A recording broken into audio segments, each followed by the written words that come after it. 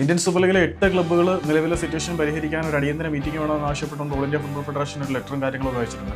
പല ക്ലബ്ബുകളും അടച്ചുപൂട്ടലിന്റെ വക്കിലാണ് എന്ന തരത്തിലാണ് കാര്യങ്ങൾ സംസാരിച്ചുകൊണ്ടിരിക്കുന്നത്. അതേസമയം ഡ്യൂറന്റ് കപ്പിന് പതിവില്ലാത്ത വിധം വ്യൂവേഴ്സിന്റെ എണ്ണത്തിൽ വർധന ഉണ്ടായത് ഇന്ത്യൻ ഫുട്ബോൾ മരിച്ചിട്ടില്ല എന്നതിന്റെ സൂചനയായിട്ട് പേടി കാണിക്കുന്നുണ്ട്.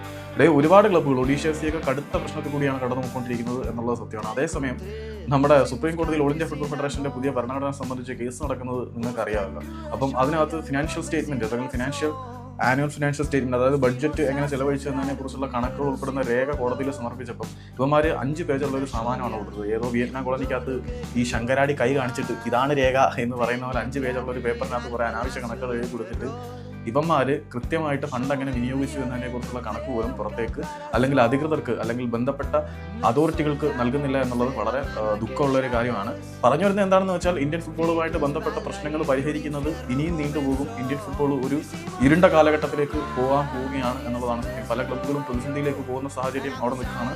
അതേസമയത്ത് ഓൾ ഇന്ത്യ ഫുട്ബോൾ ഫെഡറേഷന്റെ ഭാഗത്തു നിന്ന് ഇത്തരത്തിലുള്ള തെമ്മാടിത്തരങ്ങൾ നടക്കുമ്പോൾ ഇന്ത്യൻ ഫുട്ബോളിന് മരണമണി എന്നൊക്കെ പറയാൻ പറ്റുമോടെ? എവിടേക്കോ ഇപ്പം വളർന്നു വരാൻ പറ്റിയ സാഹചര്യങ്ങൾ ഉണ്ടായിട്ട് പോലും നമ്മുടെ അധികൃതർ കാണിക്കുന്ന തെമ്മാടിത്തരം കാരണം നശിച്ചു പോവുകയാണിത്.